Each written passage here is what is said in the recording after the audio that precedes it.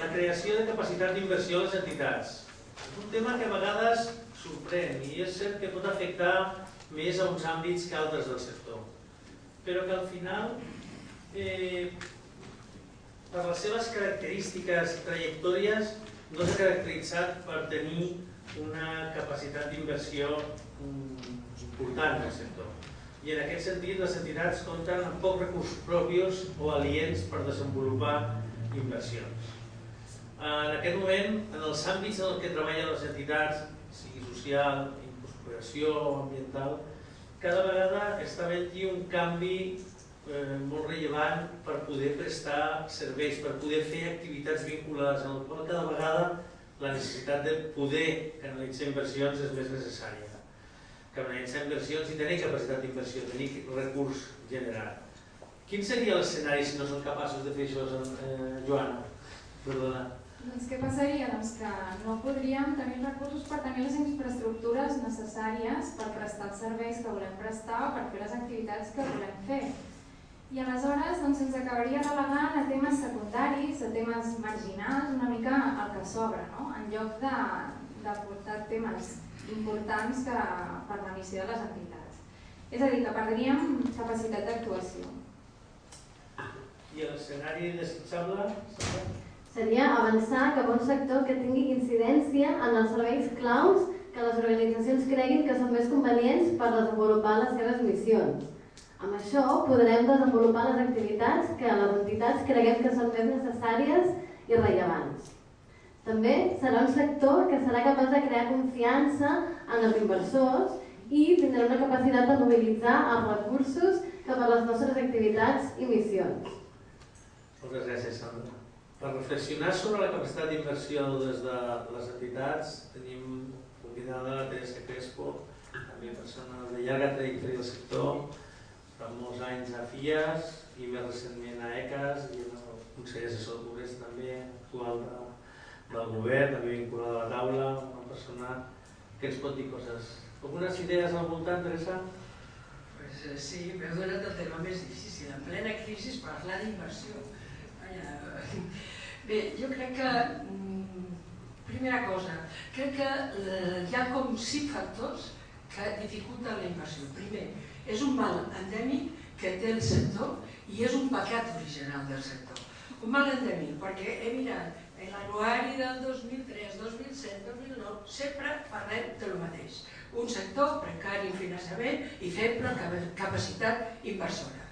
Segona cosa, un pecat original, perquè resulta que hem creat fundacions que no tenen capital, que són unes fundacions que tenien just els diners per fer la creació de la fundació, però que no tenen capital que els rendeixi per fer els projectes socials i ser per tant autònom.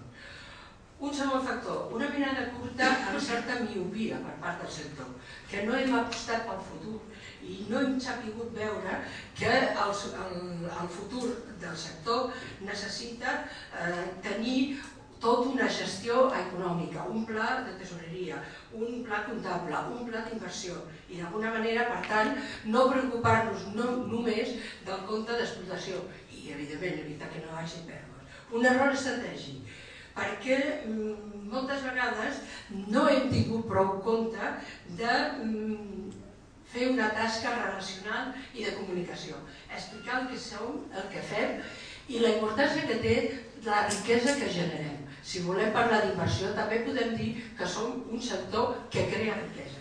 Tenim el 3%, quasi el 3% del PIB.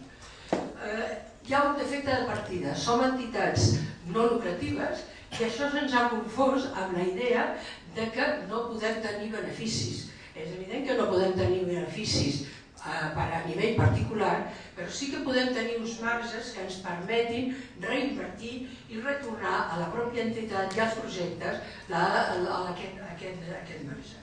I per últim, crec que hi ha una certa incongruència per part de les administracions, que no volen acceptar unes condicions que a vegades, o fixen ells mateixos unes condicions en uns pressupostos que no poden haver beneficis, o uns pressupostos que no poden haver despeses indirectes, això és inviable.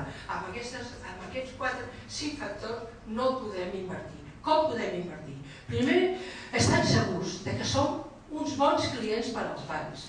I quan anem a negociar amb els bancs tenim coses a dir, tenim un valor, tenim uns ingressos més o menys segurs, amb uns avals o una seguretat de l'administració la majoria de vegades. Per tant, ens haurien de veure com un client prioritari.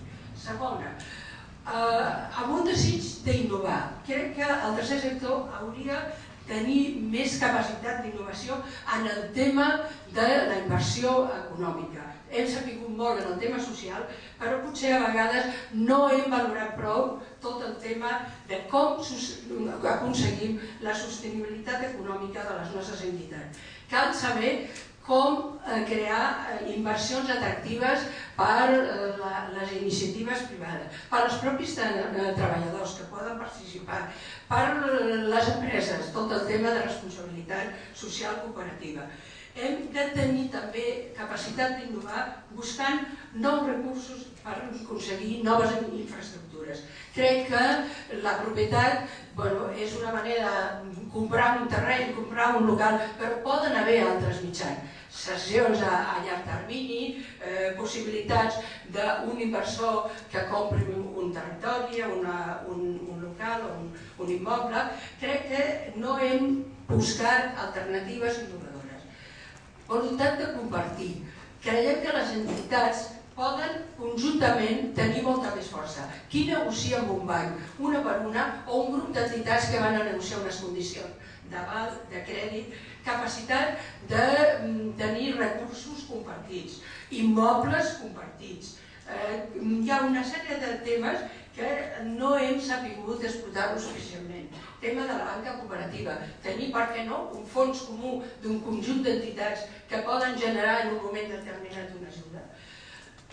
Quarta cosa, crec que hem de millorar la competència de la gestió econòmica. Hem estat uns grans professionals en l'àmbit social, però sempre que ens ha fet vergonya preocupar-nos de la professionalitat en els temes econòmics. Cal treballar aquest tema. I últim tema, el discurs davant de l'administració. L'administració ens ha d'ajudar perquè som també uns proveïdors del servei i ens ha d'ajudar amb crèdits, amb avals tous, amb possibilitats, amb reconeixement d'unes despeses financeres indirectes que moltes d'elles ens venen generades per al no pagament puntual de les pròpies administracions. Hem de dir que som uns bons proveïdors de l'administració, però que volem ser ben tractats. Moltes gràcies.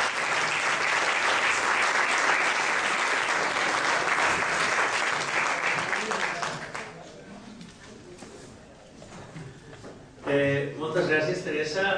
Déu-n'hi-do la pluja d'idees, 5 factors que ens hem reconegut i 5 idees d'acció, 5 idees de força per avançar en un àmbit que, com ens deia la Teresa al principi, en aquests moments és especialment complicat de plantejar-s'ho, però al mateix temps necessari de cara al futur si volem tenir impacte.